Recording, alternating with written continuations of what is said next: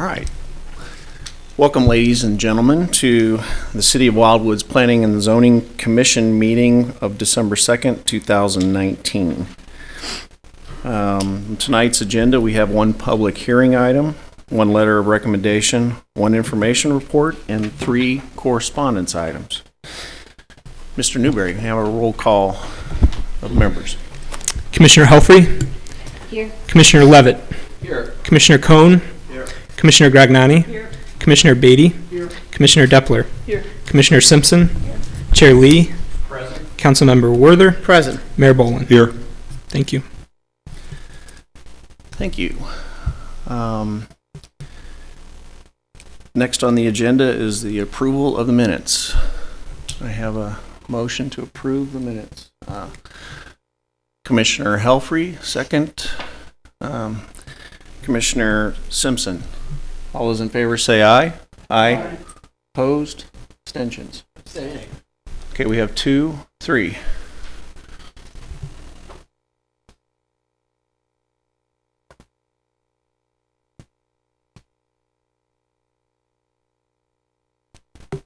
Good. Does the department have any opening remarks? Thank you, Mr. Chair. Mr. Chair and members of the Planning and Zoning Commission, when you arrived tonight and sat down at your assigned seats, you probably noticed on the table in front of you a number of items that were placed there by the department. I just wanted to draw your attention to them. Those are items we've received roughly since Wednesday till today. As you know, the packet was placed online and completed about midday on Wednesday, so these are items that came later, but we wanted to make sure that you had them at your disposal as part of tonight's discussion of the different items. Thank you. Thank you, Mr. Bunich. Public comment session. Mr. Newberry. Sir. Mr. Hudson?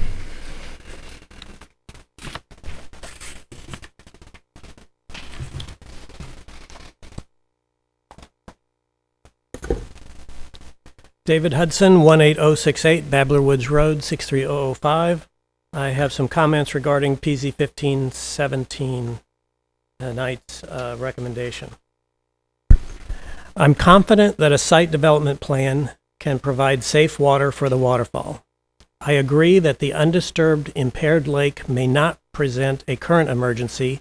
However, the Missouri Department of Natural Resources stated that given the nutrient levels presented, it is likely cyanobacteria blooms will be a problem for the lake. Aerosolizing the lake water before treatment is a hazard. As mentioned in the department's recommendation packet, algicides cause the release of additional toxins contained within the algae and increase the hazard. Any lake treatment plan must ensure that harmful toxins are not present before the waterfall is allowed to operate. While the testing did not meet the Commission's stated goals because of petitioner interference, the results are sufficient to justify treatment before operation.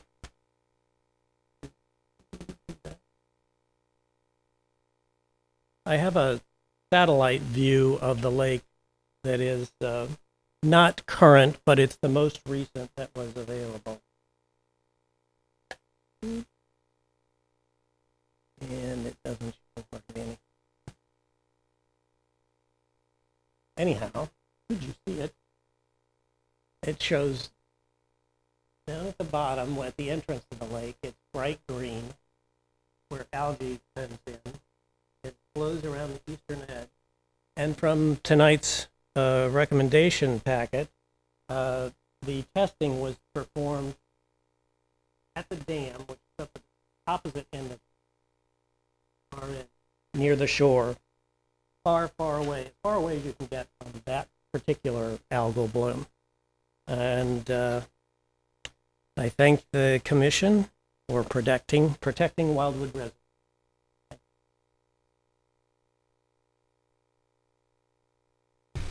Ms. Vedvig?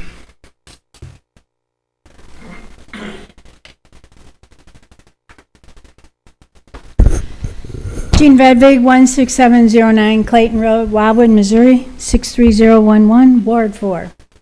Good evening, and I was here just to make a couple of comments about on latitude 38. I know you have all been studying that, and I really do hope that you take into consideration the land use as opposed to the development. And if you look at Prime is in the downtown district, and I think it's going to be a benefit to the city of Wildwood, where latitude 38 is not going to add anything. And if we look at the town center as a whole, and now we have property for Village Green and the future development. And as I stated before, you know, if we didn't work really hard 20 years ago, we wouldn't be looking at where we're at today. Nothing comes easy. But I would really like to make some comments about the Babbler Farms PZ 1517. And my comments tonight are not about any person. It's about what you're having to consider and how significant this is, because this particular structure is unique. We don't have anything like this in Wildwood. It's the first time. So you guys have to set the pace and the tone and how we're going to go about this in the future. You're talking about not only zoning issues, the conditional use permit, but you're also taking into consideration people's health. And it is a public health issue. And as I went through some of the previous meetings you had, I typed up some of the notes of comments that were made. And like on May 20th, Commissioner Helfrey commented, if we don't test at depth, we will be back where we started. And I don't think that the test was done at depth. I'm not a scientist, don't profess to be one, just a resident. But when I look at some of the charts that were supplied and the information from a layman's point of view, I saw that the commissioners were asking for where will the water be tested on the waterfall? Will it be tested at the entry? And is it going to be tested at depth? However, I never heard a motion made to say we require that it be tested at depth. So those are just some of the things that I wanted to say that I gleaned from the meetings and the minutes and conversations.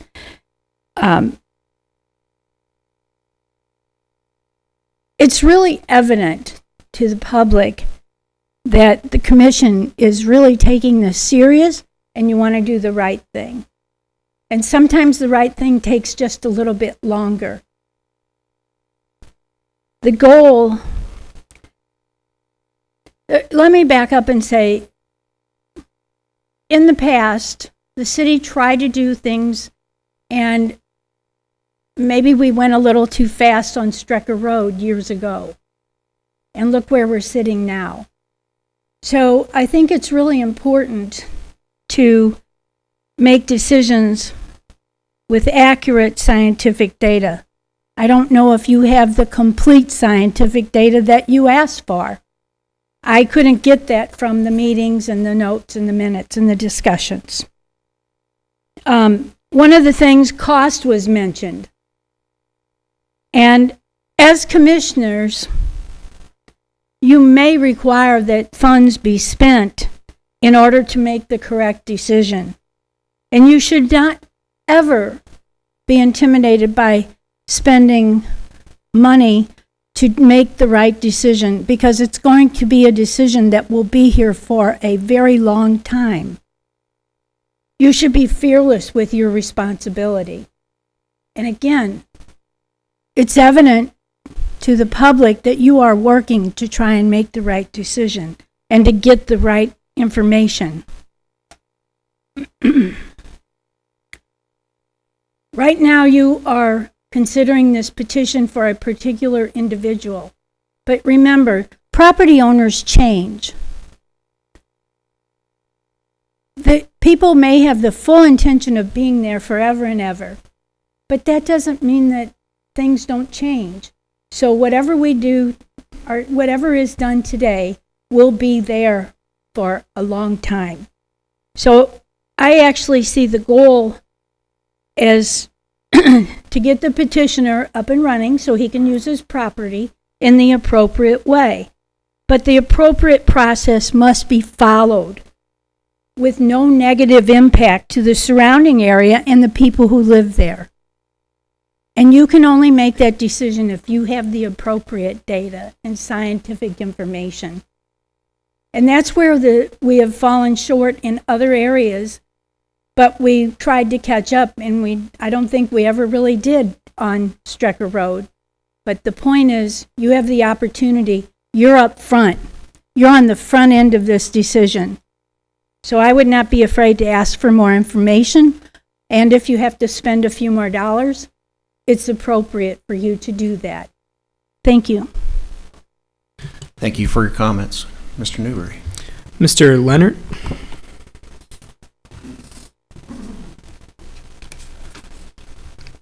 Mr. Leonard's indicating he doesn't wish to speak. And that was the final speaker for the public comment session. Okay.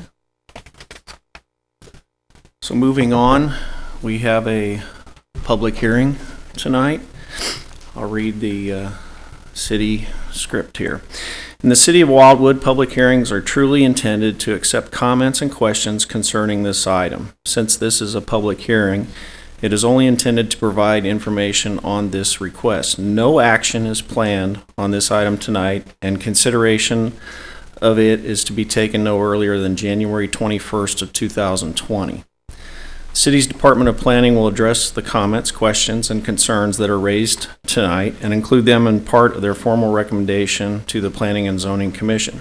Public hearings are conducted as described in the handout provided on the table in the reception area, along with information on this matter. The Commission will allow all parties adequate time to present their positions and ask that you respect all opinions by other speakers and avoid interrupting anyone during their time at the podium. Persons wanting to speak or receive future information on this item should fill out a speaker's card and leave it with Mr. Newberry. In addition, information on this item can be found at the city's website at www.cityofwildwood.com. The Commission would like to thank you for your cooperation and participation in tonight's hearing. Mr. Newberry. PZ 17-19, Michelle and Jeffrey Nash, 388 Steeple Lane, Wildwood, Missouri 63005, care of SunSource Homes, Inc., 322 Southwest Boulevard, Kansas City, Missouri 64108. A request for a conditional use permit in the NU Non-Urban Residence District, street address 388 Steeple Lane, locator number 19V430291, for the installation of ground-mounted solar panels upon this 3-acre parcel of ground, which is located on the east side of Steeple Lane, south of Wild Horse Creek Road. The petitioner is also seeking to install certain roof-mounted solar panels, which are to be so situated on the existing dwelling as to be visible from an abutting roadway. These installations are required to be reviewed in accordance with Chapter 415.090 NU Non-Urban Residence District regulations of the City of Wildwood zoning ordinance, which establishes standards and requirements for the installation of solar panels. The requested permit is required due to the proposed solar panels being of a ground-mounted design type, as well as roof-mounted panels situated on an area of the dwelling's roof that causes them to be visible from an abutting roadway. Ward 1. Thank you, Mr. Newberry. Mr. Vunich. Thank you, Mr. Chair. Mr. Chair and members of the Planning and Zoning Commission, before having the petitioner or petitioner's representative come forward, the department would like to accomplish a few housekeeping matters. First, we'd like to thank the Nashes for the information that's been provided regarding their request. As you can see, it's a large packet of information, and we do appreciate the detail as we consider any request before the Planning and Zoning Commission. As with any conditional use permit, it is the responsibility of the department to enter these items into the record: the city's charter, the city's master plan, the city's zoning ordinance, Chapter 415 of the Municipal Code, file that has been developed and maintained by the department regarding this particular request, and then finally any items and testimony provided as part of tonight's public hearing. And with the permission of the chair, I believe Mr. Newberry has a short slide presentation that he can provide regarding the site. Thank you. Mr. Newberry. Thank you, Mr. Chair. The department has a brief slide presentation to familiarize the commission with the property. The first is an aerial photograph of the property highlighted in with the yellow box. The purple line you see on the aerial photograph is the municipal boundaries of the city of Wildwood. To the east and north is Chesterfield.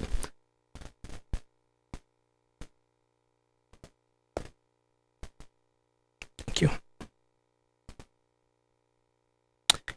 This is a shot of, or a view of the proposed placement of the panels. You can see on the house a number of panels that would be visible from Steeple Lane, which is to the west, and then the two proposed ground-mounted units on the southern portion of the property.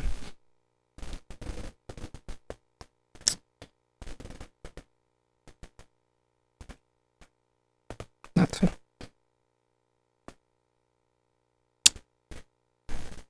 This is a photograph of standing at the front of the property, front lot line, on Steeple Lane, private drive, looking to the north towards Wild Horse Creek Road. And standing in the same location, looking to the south, to the terminus of Steeple Lane. This is a photograph of the front of the house standing in the same location, looking to the east.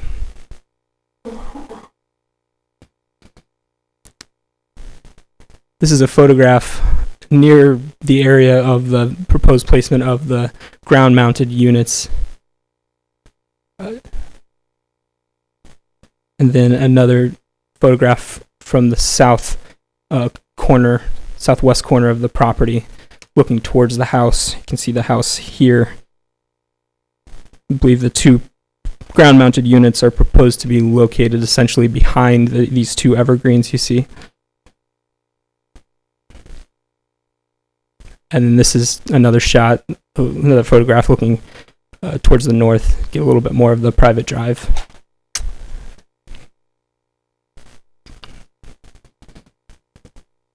And then we'll just flip back to the proposed placement of the solar panels. That concludes the department's presentation. The petitioner's representative is in attendance. Now would be the time.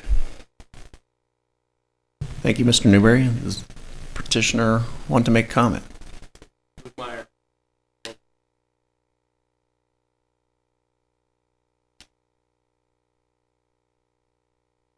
Luke Meyer, Vice President of Operations for SunSource Homes in the East. Travis's presentation pretty much explains it all. You can see where the array is going to lay out. Parts of it may be visible from right away. It's a pretty excellent system. It's going to have battery backup, 26 kW. If you have any questions, happy to answer them. Thank you.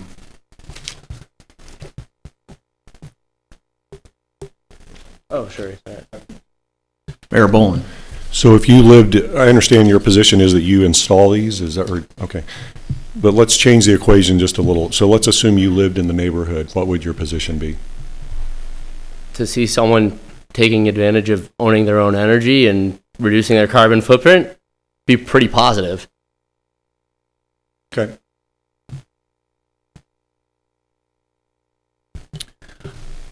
I have a question. It has to do with the presentation materials. You or the owner submitted the calculations for the house as far as the panels, and there's some, I would say, mistakes in this, and I just wanted to clarify so that when if you get this approved, you're going to have to go to the county, I assume, to get a permit for this, for installation. Yeah, we'll have stamped electrical drawings that'll have to be approved through St. Louis County's plan review for the electrical portion. So on the structural analysis of this, and going back to the plans, on the roof plan, it says 2x4 rafters at 16 inches on center. Yeah, I believe so. And that's on the plan for your SunSource. It's a racking plan roof.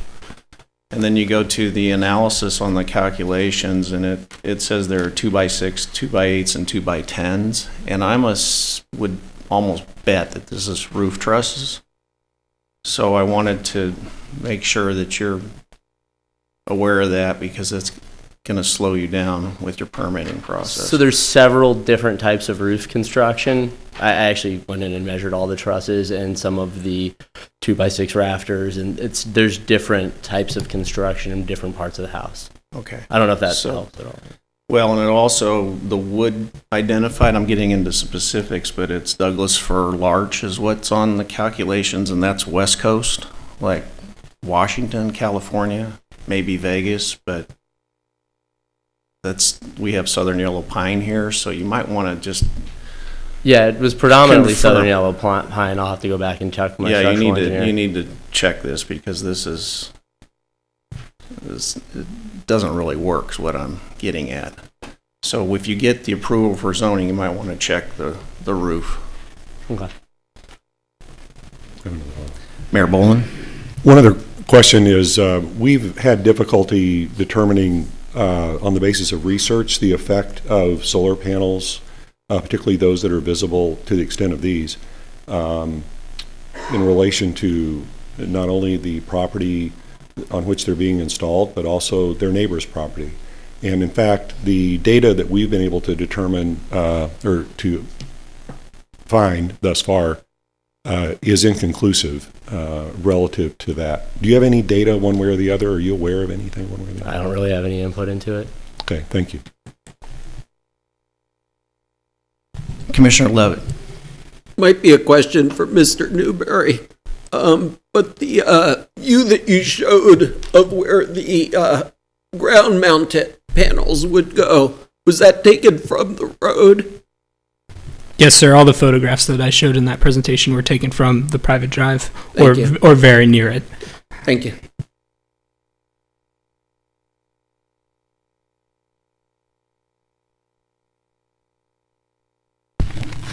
Does the department have any comments?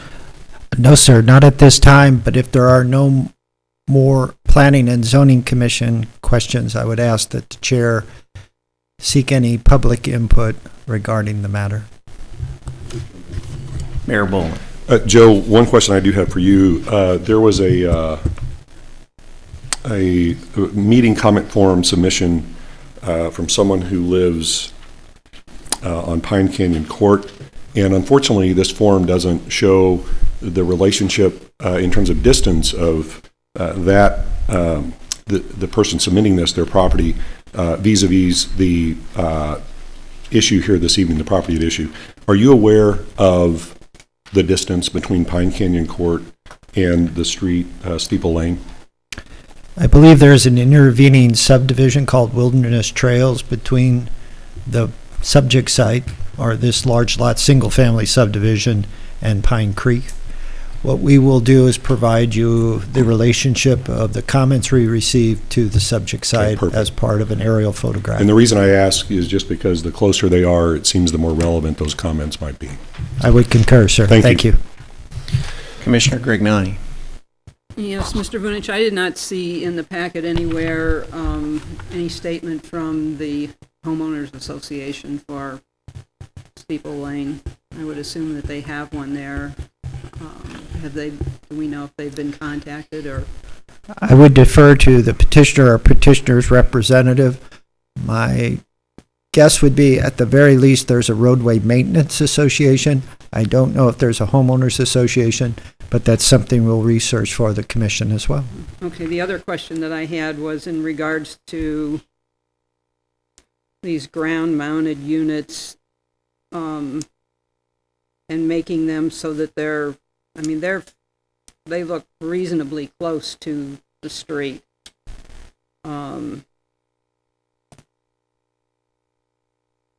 guess I would prefer that they be completely invisible from the street with more landscaping, and also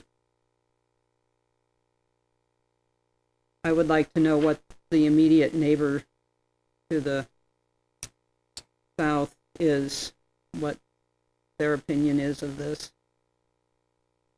I mean, it looks like they're pretty much obscured, but there are some holes there in the landscaping. Thank you.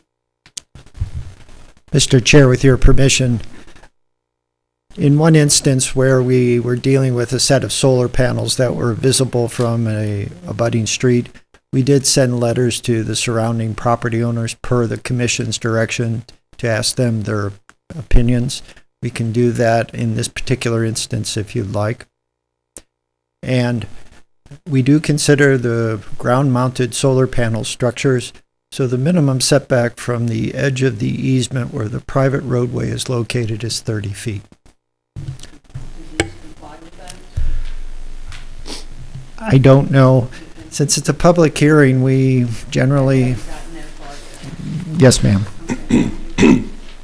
Mayor Bullen? Just by way of background and follow-up to those questions, and the panels that are on the property but not attached to the house.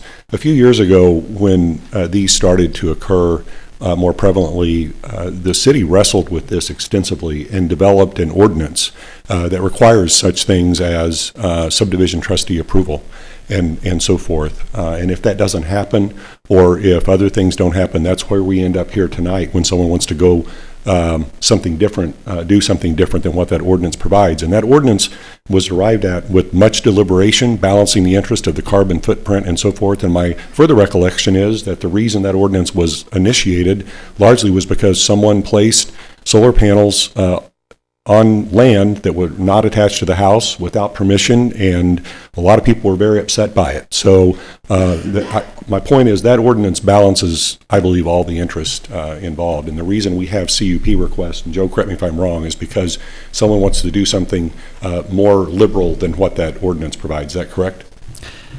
It is the safety net to protect from too liberal of proposals. Thank you. I have another question, and that is part of our ordinance is to require that the solar panels match the shingles or the roofing material. Solar panels are black. It looks like the roof on this house is a light tan. Can you get the panels in a light tan color? Not that I'm aware of. No, it's either black or blue with a silver frame. So we've got black with black frames. It's pretty gray roof. It's not tan. We found the black color with the black racking and framing to be sufficient in most instances, unless it's a white or very light colored roof. The darker the color, the more I think we end up protecting that aesthetic. Seeing no further comments from the commission, are there anyone from the audience that would like to speak on this matter? Thanks. Sorry, I did not fill out a speaker card. I didn't think I'd have to speak. I'm Michelle Maui Nash. I'm one of the homeowners. I just wanted to let you know that the first thing we did was contact the trustee of our small neighborhood, which just has indentures. It's not a typical homeowners association. There is no provision in the indentures for any kind of a problem with a ground-mounted installation. In fact, our neighborhood, a lot of people have horse barns. So she said, oh, no problem at all. Furthermore, we actually took letters around to everyone in our very small neighborhood. It's only 13 houses, and talked to everyone that we could. Every person that we spoke to and talked to us said, fine, do whatever you want. That's great. That's fine. We mailed letters to the people we couldn't get in touch with. We've walked the street ourselves, and it's a hill, so that only the houses that are south of us would ever be seeing anything of the ground mount as they drove up and went out every morning. We plan to put in additional hedges. We were thinking hollies, something that the deer wouldn't eat, but that would be tall and evergreen, so there would be no problem with anything. But we can't really do that until the construction's finished, because we can't plant anything yet. We understand that the ground mount is as many feet in as it's supposed to be in according to any of the requirements. So we're not asking for anything outside of what's in the requirements. And did anybody have another issue on that? Because everybody in our neighborhood says, fine, no problem, we're on board. We all have good-sized lots. It's a very small street, and we all love it. So thank you. Have any questions for me? Thank you. Thank you for your comment.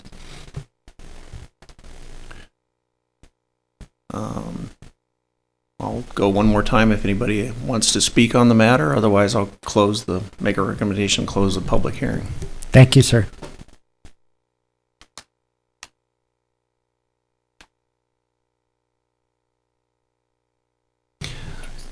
So, Joe, you're going to follow up with the letters and the documentation for the report.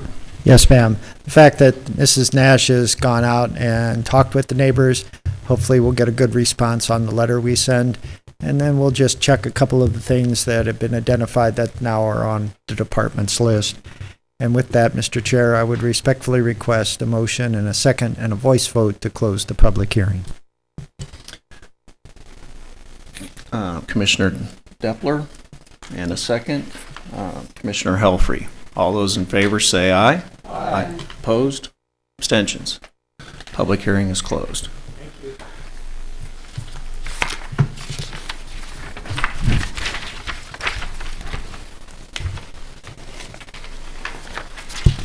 Mr. Newberry, can you read PZ 15-19? Yes, sir. PZ 15-19, Chesterfield Montessori School, 1400 Ladue Road, Chesterfield, Missouri 63017. A request for a conditional use permit in the NU Non-Urban Residence District and FPNU Floodplain Non-Urban Residence District for a 7.19 acre tract of land that is located on the southeast side of Babbler Park Drive, west of State Route 109. Locator number 20W420051, street address 17950 Pond Bridge Road.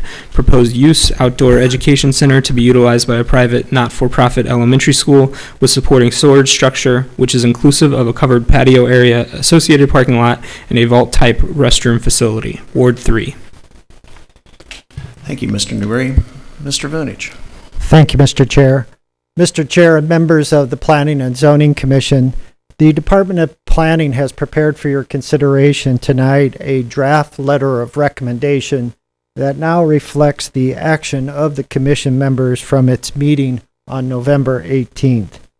The Commission members may recall on November 18th, by a vote of 7-0, the Commission recommended granting the conditional use permit for this specialized private school.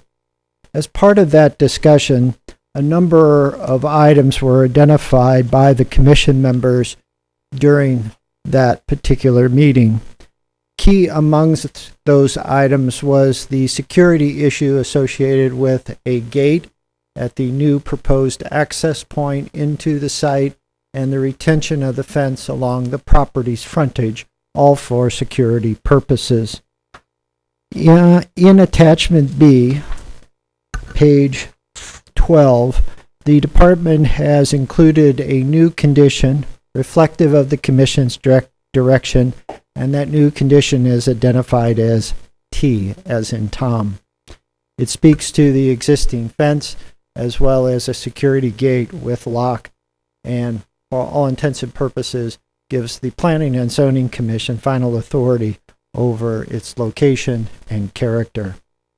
Also on that page, more near the bottom of that page, item Y has been added by the department, and it reflects the review of the Monarch Fire Protection District, which did require certain changes which had been incorporated into the design of the structure prior to the public hearing. Also, you'll see in the first couple of pages of the conditions some modifications that were made based upon input from the petitioner relative to the structure, its height, its size, etc. So those have all been incorporated per the direction of the Planning and Zoning Commission and consistent with the set of plans that were submitted at the time of the public hearing. Therefore, tonight, the draft letter of recommendation is ready for final action by the Planning and Zoning Commission. Mr. Chair, after opening the floor to discussion or accepting a motion, The department will be available to answer questions and respond to comments. Thank you. Thank you, Mr. Vunich. I'll open for discussion or entertain a motion. Commissioner Grignani? Yes, I'll make a motion to accept the department's letter of recommendation. Second by Commissioner Helfrey. Seeing no other actions, Mr. Newberry, roll call vote. Commissioner Levitt, Aye. Commissioner Cohn, Yes. Commissioner Gragnani, Yes. Commissioner Beatty, Yes. Commissioner Depler, Yes. Commissioner Simpson, Yes. Commissioner Helfrey, Yes. Chair Lee, Yes. Councilmember Werther, Aye. Mayor Boland. Yes. Thank you.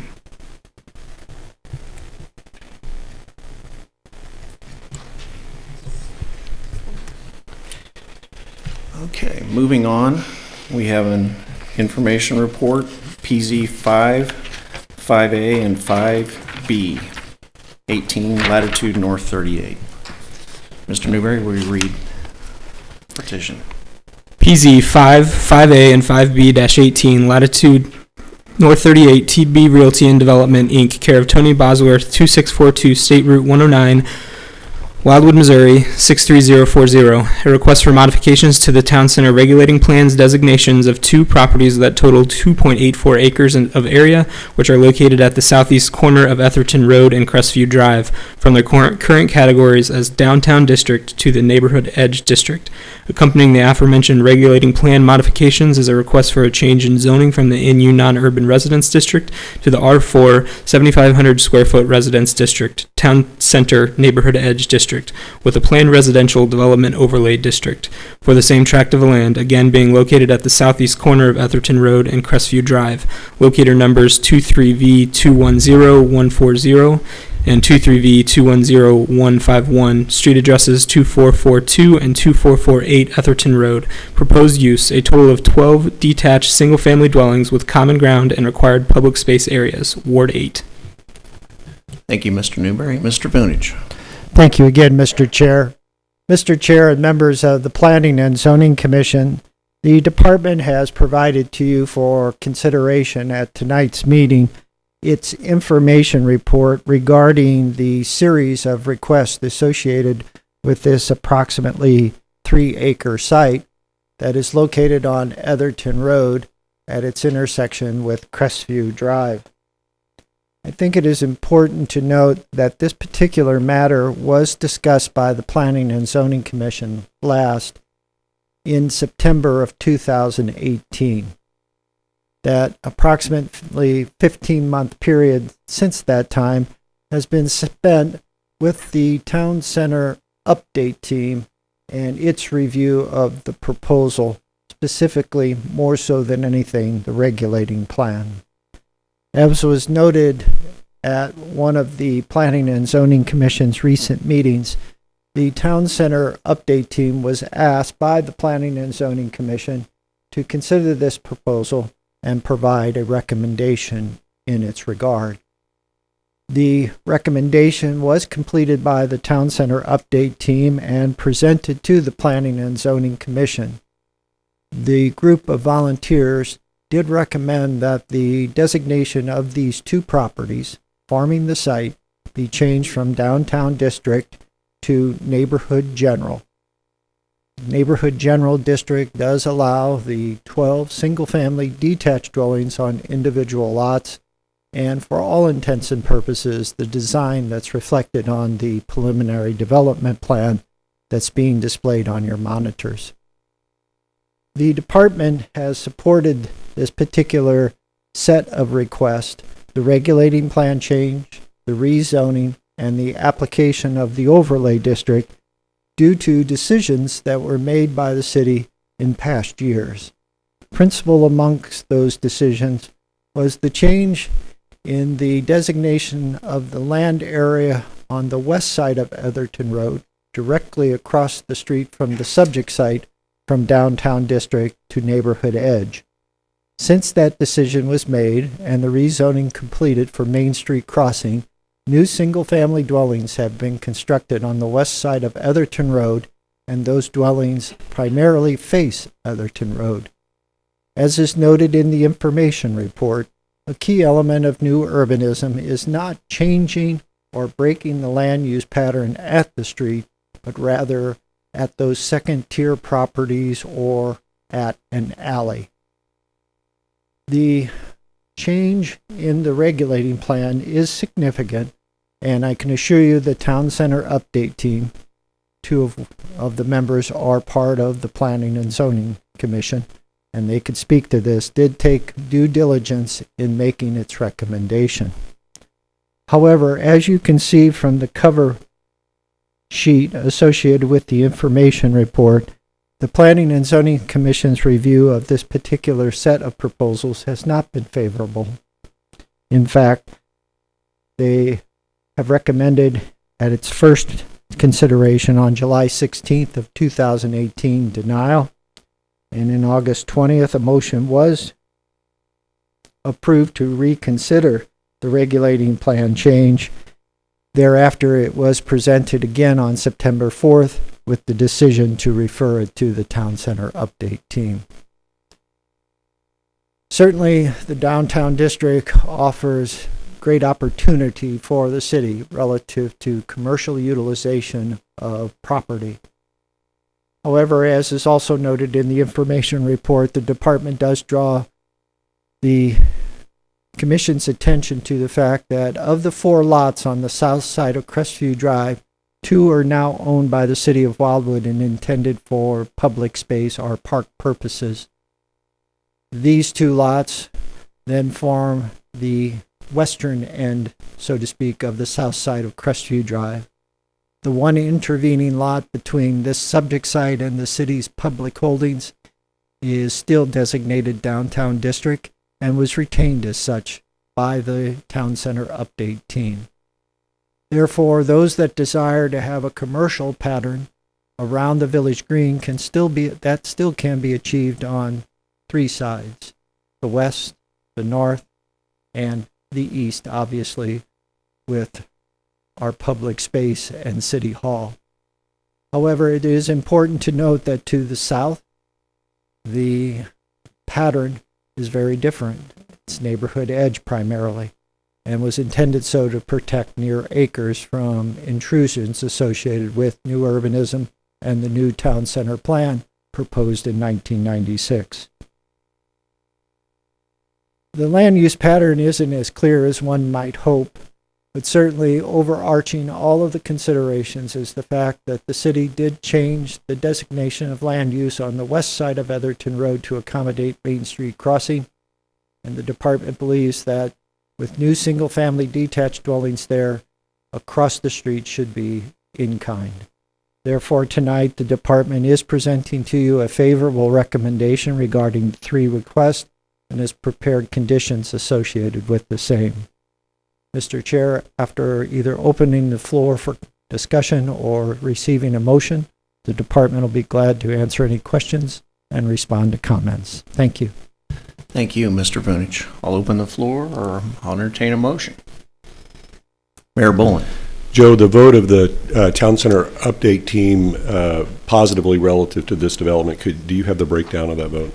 My recollection, it was not unanimous, as I recall. I believe there are 3 dissenting votes, and Mr. Newberry is going to look that up on the website for us. And if you don't mind just waiting a minute or so, we'll have that information. But it was not unanimous. Take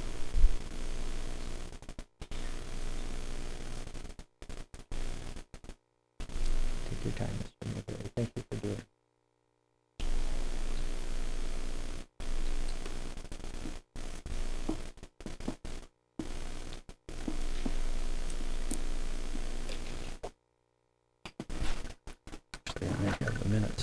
While Mr. Newberry is looking that up, are there any other comments? Commissioner Levitt.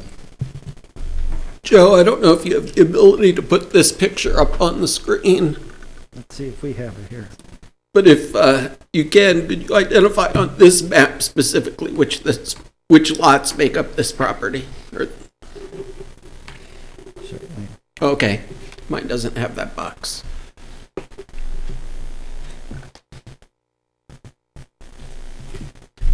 Yeah, mine did. I do have the minutes, so bear with me here. So the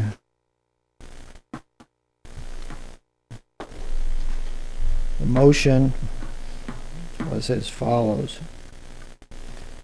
The motion was made by Chair Loyal, seconded by Team Member Broyles, to modify the regulating plan to neighborhood general for the 2 parcels of ground that comprise latitude north 38, as well as properties across Crestview Drive from subject site, and all properties from the point west to Etherton Road, and the 2 slots south of the subject site, for a total of 10 lots.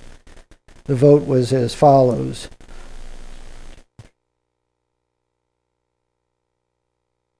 13 in favor and 2 in opposition, with 3 of the members absent. Thank you. Commissioner Beatty.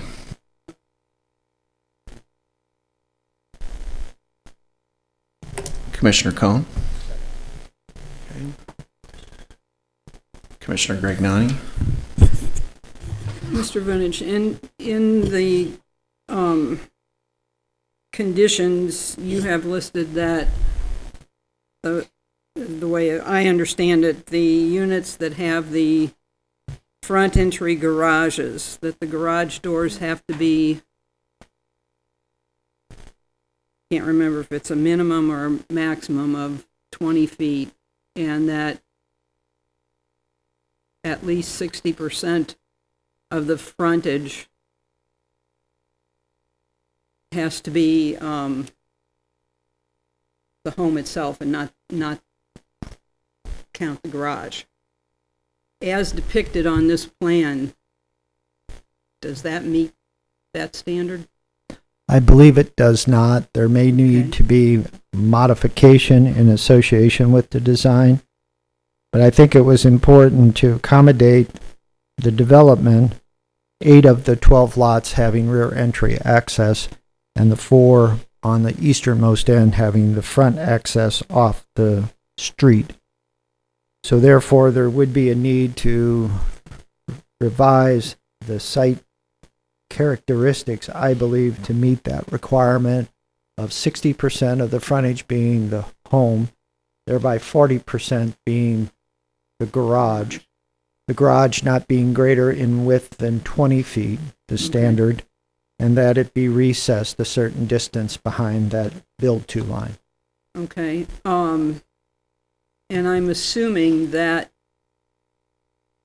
or I guess my question is, can the Architectural Review Board override that condition?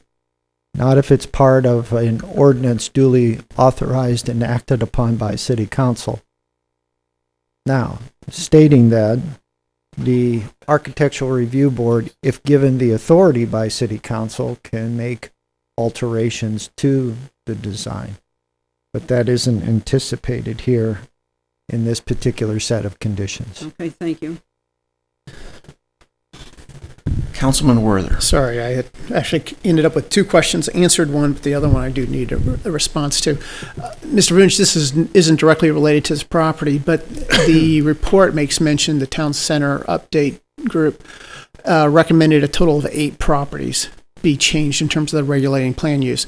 I know which properties we're talking about. I'm more concerned about the timing and expectation of when this body might see that recommendation. That's a very good question, sir. We do have a meeting scheduled this coming December, a week from tomorrow, and we've scheduled the remaining meetings out till June of 2020, acknowledging that the last 2 months of that 6-month span will probably be the public open houses, the public outreach, and then the collection of those comments, presenting them back to the Town Center Update team, and making final revisions, if appropriate, and directed by the members. So I would say there's probably at least 3, if not 4 more working meetings, and then thereafter that process to get public input into the overall document. Seeing no further questions or comments, we have a motion on the floor to approve the department's recommendation. Mr. Newberry, roll call vote. Commissioner Gragnani? No. Commissioner Beatty? Yes. Commissioner Deppler? No. Commissioner Simpson? Commissioner Helfrey? Yes. Commissioner Levitt? No. Commissioner Cohn? Yes. Chair Lee? Yes. Councilmember Werther? No. Mayor Boland? Yes. Passes by a vote of 6-4.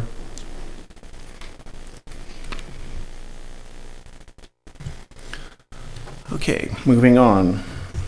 Mr. Newberry, we have 3 correspondence items. You tackle PZ 15-17 Babbler Farms. Department of Planning report with recommendation on results of water testing regarding PZ 15-17 Babbler Farms LLC, care of Tom Roberts, 550 Lori Lane, Wildwood, Missouri 63005. A conditional use permit in the NU non-urban residence district for a 59.9 acre tract of land that is located at the terminus of Lori Lane. Locator numbers 20X630015 and 20X630024. Street addresses 500 and 550 Lori Lane. Authorized conditional use, an existing large water feature, lake, and associated waterfall structure, as defined by section 415.030 of the City of Wildwood's zoning regulations. The large water feature is 3.4 acres in size, Ward 1. Thank you, Mr. Newberry. Mr. Vunich. Thank you again, Mr. Chair. Mr. Chair and members of the Planning and Zoning Commission, at the Planning and Zoning Commission's last meeting on November 18th, direction was provided by the commission members to proceed forward and have the department prepare a recommendation report regarding the results of the testing that had been conducted on the large water feature that is located on Mr. and Mrs. Roberts' property, as well as the waterfall structure. The recommendation report has been prepared for your consideration tonight, and in that recommendation report, the department is suggesting a course of action. The department will detail that course of action in a couple of minutes. Prior to providing that information, the department does want to identify a couple of major components that went into the preparation of the report. First and foremost, the department did have available to it a number of resources to analyze, review, and utilize in the preparation of the recommendation. Early on, as part of the actual public hearing process, the petitioner, Mr. Roberts, provided a water analysis associated with the lake as part of that packet of information. That water analysis of the feature is part of the table that was created and provided as part of the recommendation report. Secondly, as the commission members are aware, the city engaged a testing firm, ARDL Incorporated of Mount Vernon, Illinois, to conduct water testing of both the large water feature and the waterfall structure. That testing then was sent to 2 different laboratories for analysis. That analysis was completed, and the department was provided, at least in the instance of the pathogens and the minerals and chemicals, statements regarding the outcome of that testing. The department will acknowledge to the Planning and Zoning Commission that it did send a letter to Dean Dickerson of the testing firm asking for assistance in the determination of the bacteria, or the third of the 3 components tested. The department pursued that particular approach because, again, in an earlier email, Mr. Dickerson said that the pathogen panel was clean. And in the report provided by ARDL, they noted that the minerals and chemicals were also within reason. Without the benefit of a statement regarding that third component, the department did request that, not necessarily to weigh win favor with one group or another, but to provide information to the commission members so when a decision is made, all information is available. The third source came from the Missouri Department of Natural Resources. That source was first identified by the neighbors to the petitioner, and at the direction of the Planning and Zoning Commission from its November 18th meeting, the department followed up with that particular individual in Jefferson City that oversees their water quality section. The individual was very helpful and did not at all rush through our conversation, and we had at least 2 conversations, both of which lasted nearly an hour. I say that only to assure you that the department did follow the direction of the commission. I do not say it to at any time point toward the department being an expert just based upon those conversations. The department thought it best to collectively show the analysis of those 3 sources in table form. And that is the main or primary information piece in this recommendation report, and that table is contained on pages 2 and 3. Suffice to say that the testing has been called into question due to Mr. Roberts not allowing a full range of sampling with regards to the large water feature. But I do want to assure you that Mr. Dickerson was given free rein of the large water feature and told by the Department of Planning to take the sampling at the best location to get the clearest or most comprehensive understanding of the water quality of that feature. So there were no parameters placed on where within that large water feature that single sample could be collected from by the testing firm. Suffice to say that depending on your particular perspective, the issue of the large water feature and the waterfall and the public health components that have been identified over the course of several months is a serious matter. In talking with the representative from the Missouri Department of Natural Resources, it became clear that much of the research that is needed to determine what happens when water of this nature is in aerosol form and taken by wind and travels distances is still not complete. And in fact, at multiple times during at least 2 of our conversations, she referenced that research would be very, very beneficial, and she hopes someone takes it up sooner than later. She did note that with regards to the 2 areas, the bacteria, that the testing standard is at 0.300. Below that, the testing firms have little desire to basically provide a number because of the sensitivity of the instruments and the limited size of the measurable bacteria.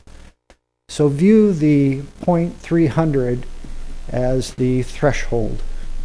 And as you can see, the waterfall had less than 0.300, which means it was, in the words of the representative from the state of Missouri, non-detectable. However, the large water feature did exceed that 0.300 threshold.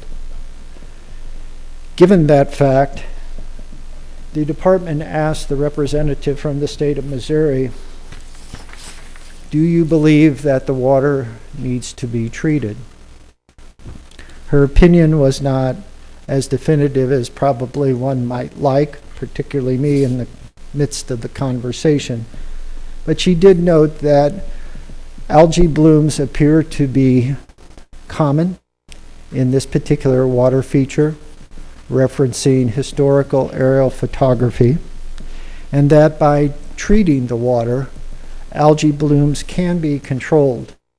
And the benefit of controlling algae blooms is not just limited to the public health aspect of surrounding neighbors, but to the property owners themselves, the wildlife that visits the property, the domesticated animals, horses that are on the property, and then finally the aesthetics associated with it.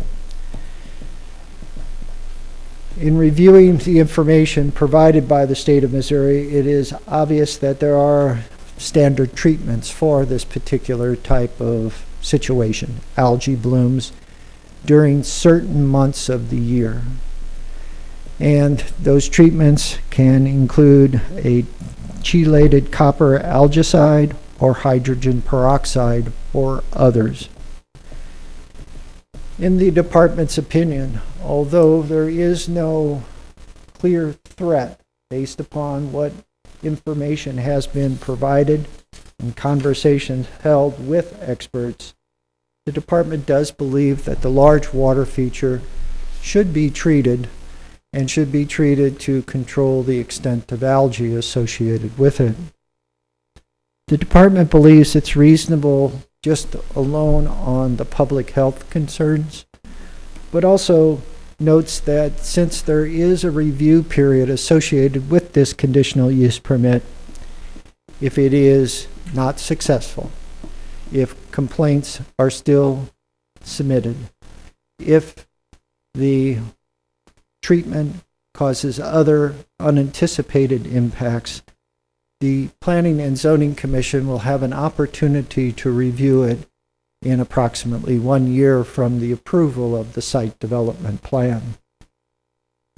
Acknowledging that we have a year to test the theory, and that year does not include all 12 months because algae growth is minimized during the winter months, cold temperatures.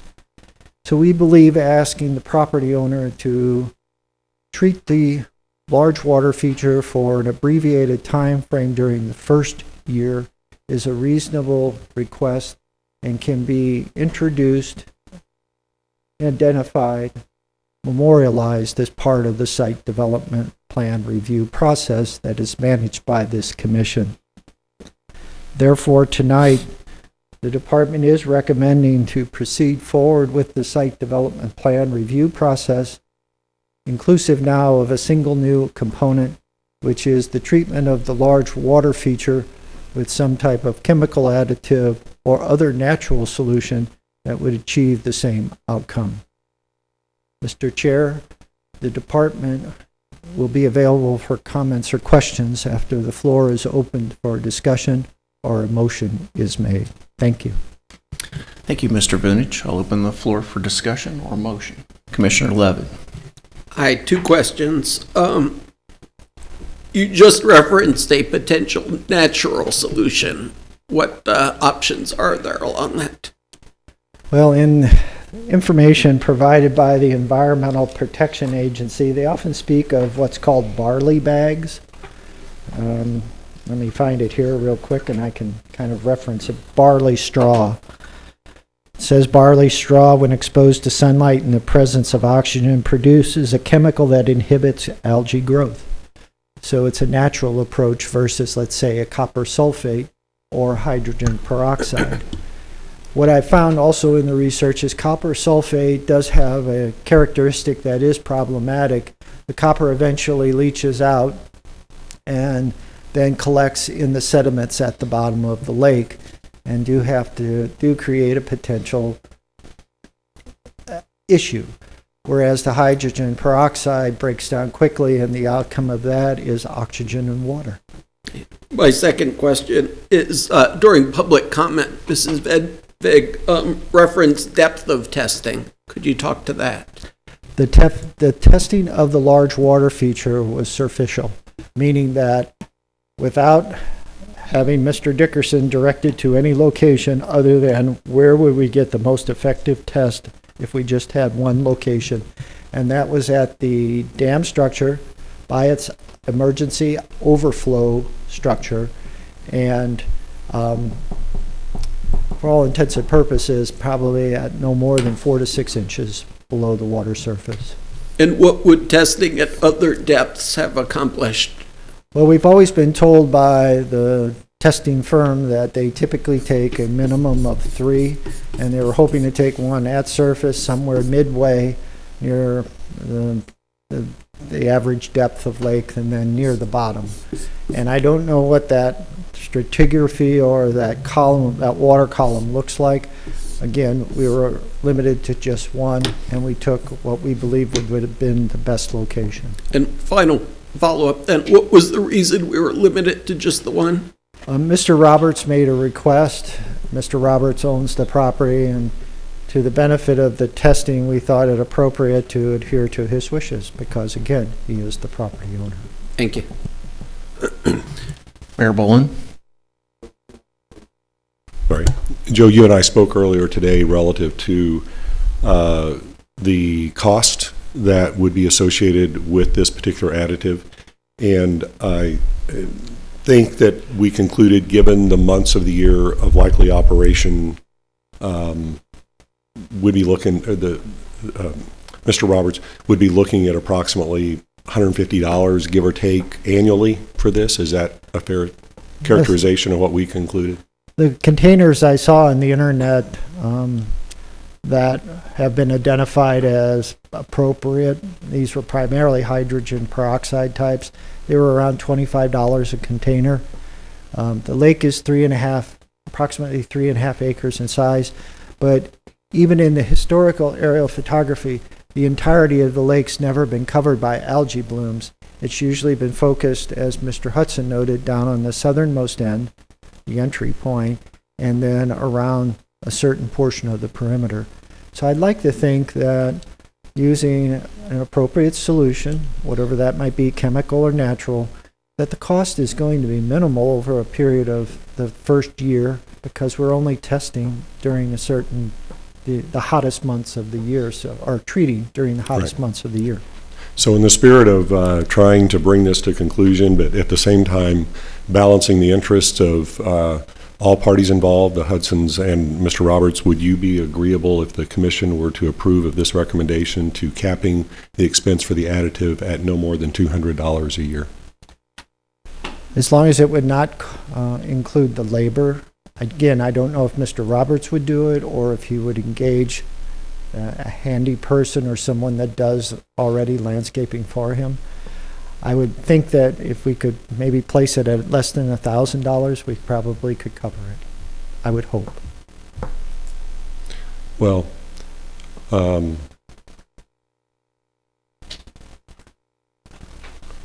mean, I appreciate the issue about the labor. I wouldn't want to hamstring him to do it, and I guess my concern is that, you know, first of all, we, as I mentioned at the last meeting, have paid plus or minus $4,000 of our residents' money for a report that seems to contradict MDNR. And at the 11th hour, we have this report that comes in with no jurisdiction over the lake because they only look at this particular body of water because they only look at much larger bodies of water.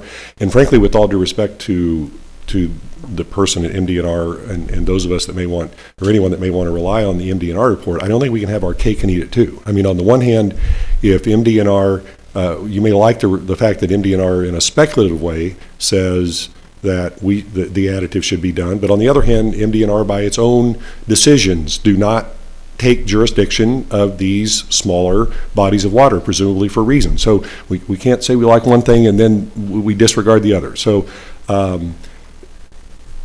I guess back to the $1,000 versus, you're saying less than $1,000, but if the department's recommendation doesn't require, and this is a question, does not require that Mr. Roberts hire that to be done. So if he were to drop the pellets and the additives, it could be done for probably $200. Is that a fair characterization of it?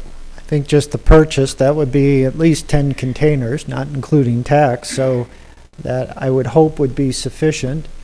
Again, this is a process that the department's not familiar with. That's why it was hoping to get a little more leeway than $250. But certainly, as I say, different summers bring different conditions to large water features. Cooler summers generally don't have as many algae blooms. If we have a real barn burner, Okay.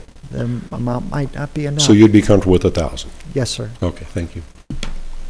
Commissioner Helfrey? Mr. Vunich, I have a couple questions. Part of this, if I look at the packet that you gave us, there's a part that says miscellaneous conditions. It says page 8, I believe, and it's highlighted in yellow, the J. And it says the property owner or successor shall provide annual maintenance of this authorized large water feature.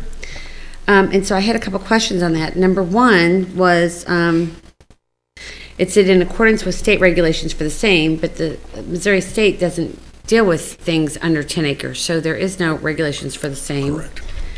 And then at the bottom it says, site development, preventative maintenance shall be authorized on an as-needed basis, and I'd like to know who determines the as-needed, when it's needed. Because I'd like to try to avoid as much gray area as we can. And it says shall provide annual maintenance. What exactly is annual maintenance?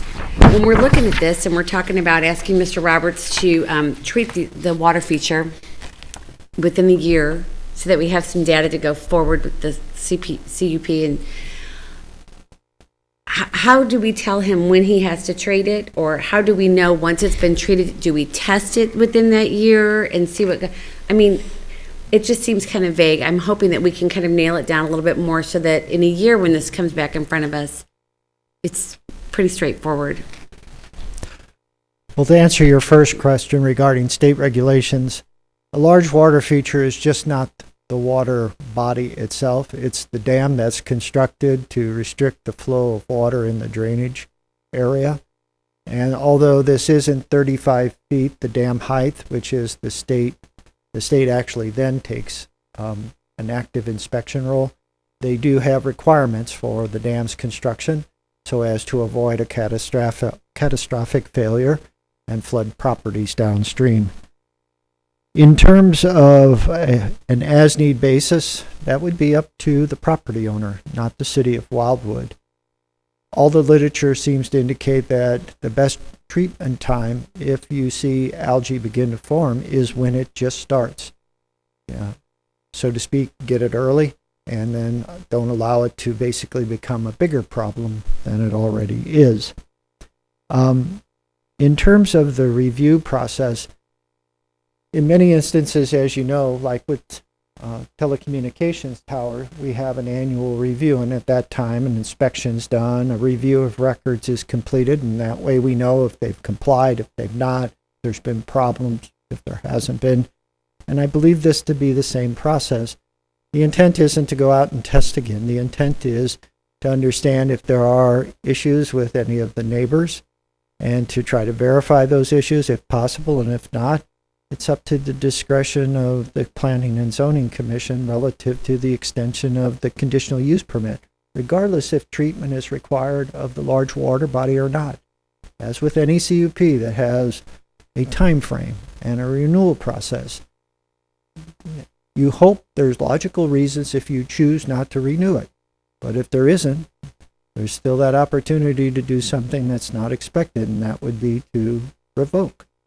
So in this instance, the department isn't planning on testing. It is going to depend on aerial photography taken during the course of a year just to see the condition of the lake. It'll depend on any comments we receive from Mr. Roberts, the property owner, petitioner, and anyone else. Commissioner Levitt? Yeah, I have a question for you and then a question for Mr. Roberts if he's interested in answering. You gave us some pricing on chemical or mineral additives. How did that compare to the barley bags that you mentioned? I do not know, and certainly if that's a key component before the commission feel comfortable to act, I'd be glad to find that information out.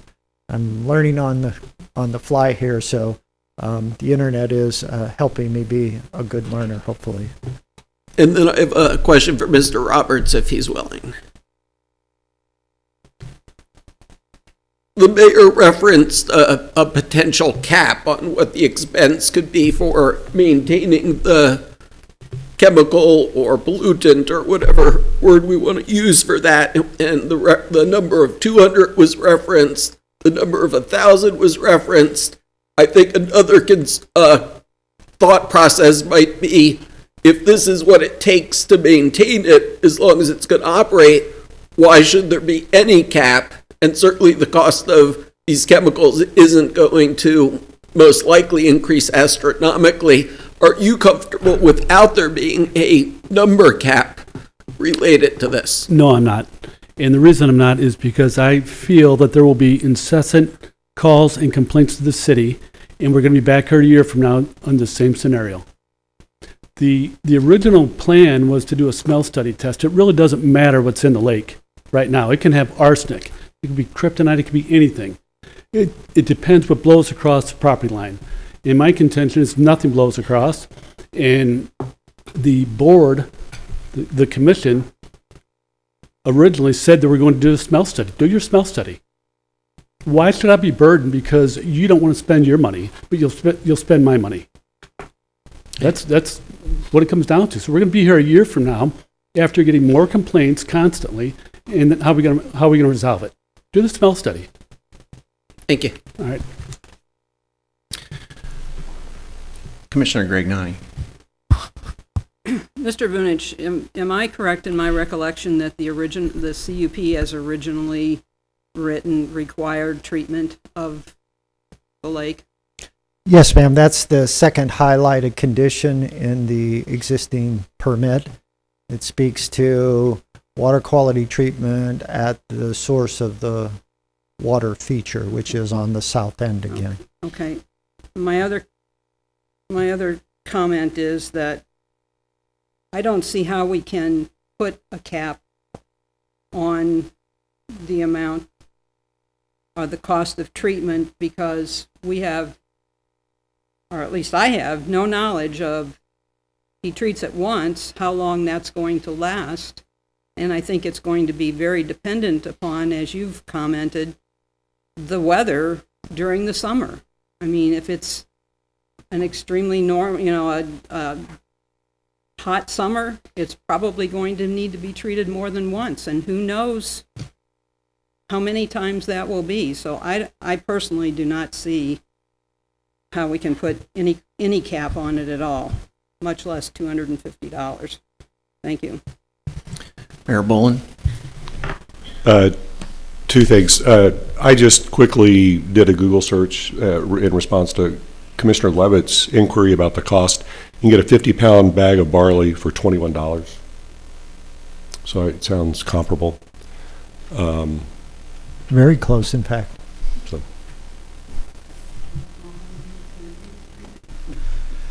Yeah, well, and in response to that, I guess the second thing is this debate about the additional additive, as I mentioned earlier, is generated by an 11th hour item that is contrary to the consultant that we paid for with our residents' money and doesn't have jurisdiction, and nevertheless, after all that, issued a speculative, in Joe's words, I believe, was not as conclusive as we would have liked. So that's the basis for this debate. Thank you. Joe, I have a question. Yes, sir. So the conditional use permit is like all of our other permits. Again, I want to state that maintenance is always part of what we do when we go back and review it. So the owner has to control and be responsible for the maintenance. And Mr. Roberts has said that he is willing to do that. And looking at what the Missouri Conservation Department gave us, they've identified 34 lakes that are mostly on Missouri conservation ground and or golf courses that are the same type of impaired lake potential. And what I want to say is this is potential for a problem. Doesn't mean that it is a problem. With maintenance, those issues can be resolved. So I don't see where we have an issue trying to regulate potential. this should be a matter of maintenance with the CUP. So, Well, certainly, due to the hospitality of Mr. and Mrs. Roberts, 2 groups of Planning and Zoning Commission members were able to visit the property. And I think collectively you all would say that the issue of maintenance of the property is not an issue. It was immaculate in both instances that day, and when Mr. Dickerson and I, along with Council Member Brose, visited for the testing, it was in immaculate condition again. So I have no qualms about how the property is maintained. Obviously, they do a superior job. The department's recommendation goes back to an abbreviated time frame over the course of 12 months. And when I say abbreviated, maybe 5 or 6 months of that time frame. A simple treatment option, whether it's natural or a chemical like hydrogen peroxide, to determine if it does improve the condition and the appearance. And if so, it would seem logical that it would be carried on by the property owner just because it works, it improves the condition, and it reduces risk.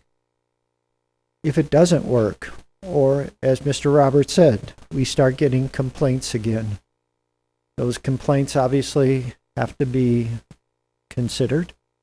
But until that year period is complete, I would say that the best we could offer is, once we get to that year period of time, your concerns will be listed and provided to the commission, and they can then make a determination from them.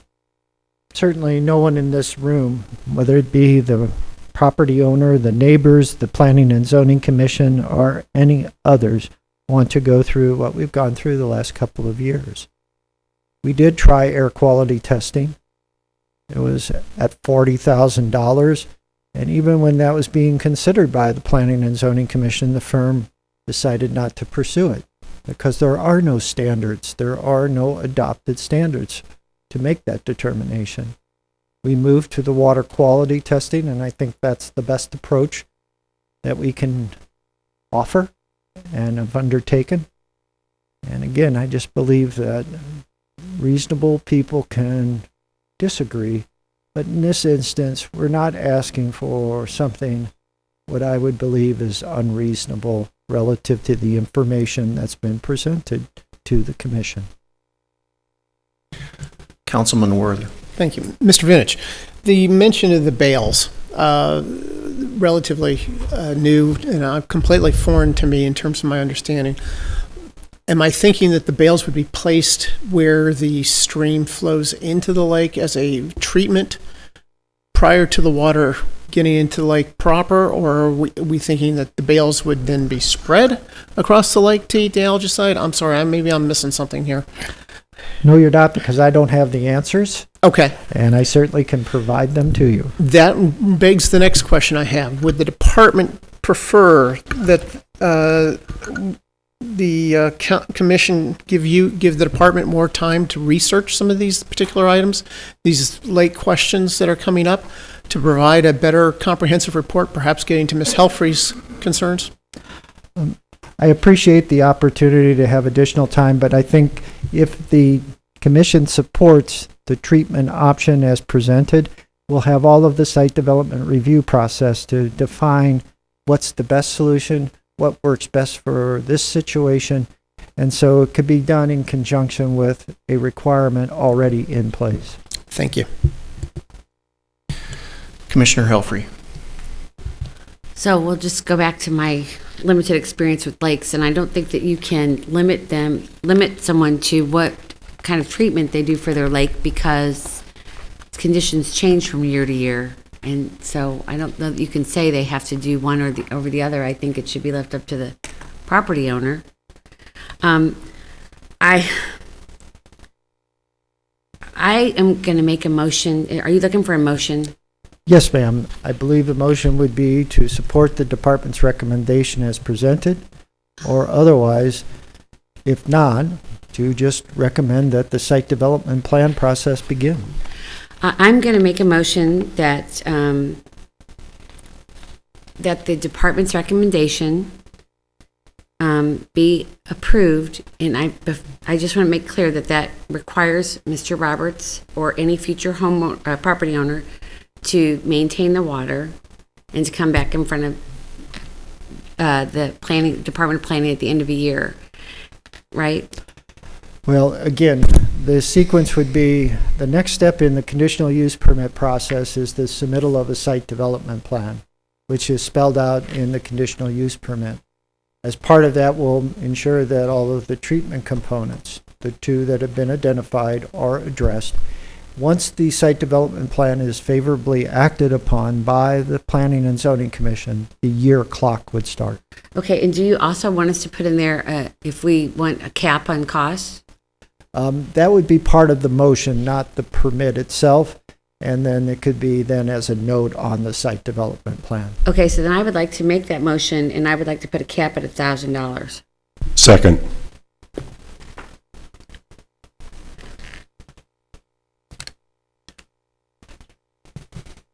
Any other further comments? Seeing none, we have a motion on the floor with a cap of $1,000 on the department's recommendation. Mr. Newberry, roll call vote. Commissioner Cohn. Yes. Commissioner Gragnani.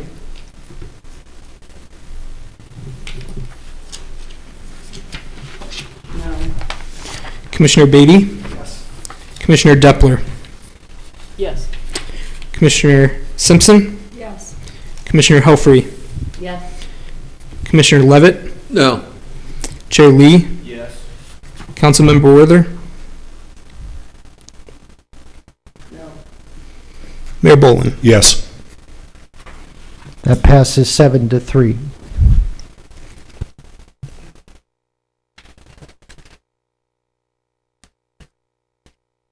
Thank you. Mr. Newberry, item B. The City of Wildwood's Planning and Zoning Commission's work program for the calendar year of 2020 as set forth in its amended bylaws, which were adopted in 2019, all wards.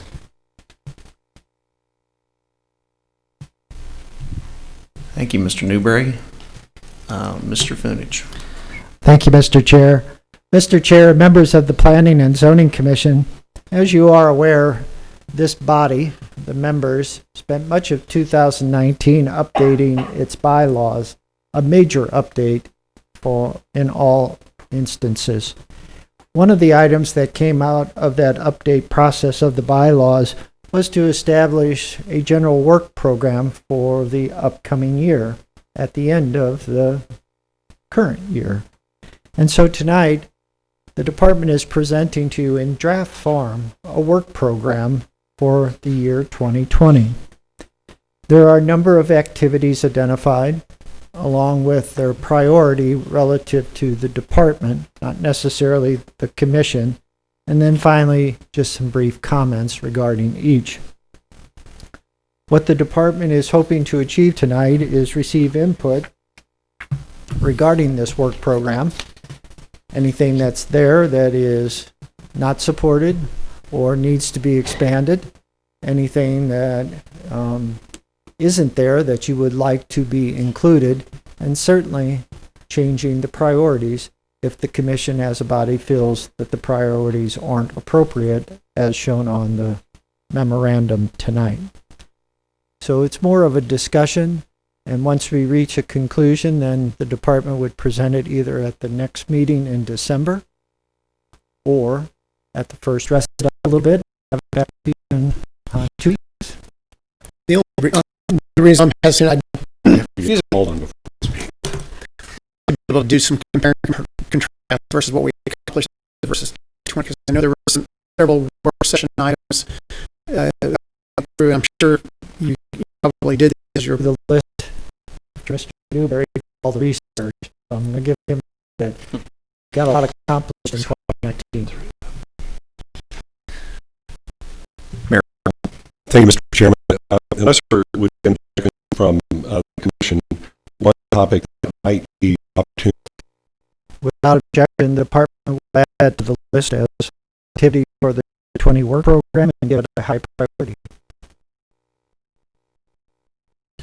Seeing no objections. With your permission, Mr. Chair, Mr. Newberry. Listed as part of the Commission's bylaws to provide a summary of the work the Commission conducted over the course of the previous calendar year. I'll just go through it. Briefly, the Commission is responsible for considering amendments to the City Zoning Code, which the Commission considered 5 amendments to the zoning code, including sign regulations, hotel guest parking, medical marijuana, and small cell technology. The Commission is also responsible for any amendments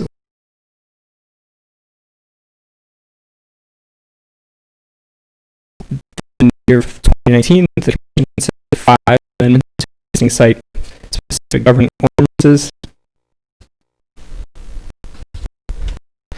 And the other the Commission input was redesigned so it did not require a conditional use permit.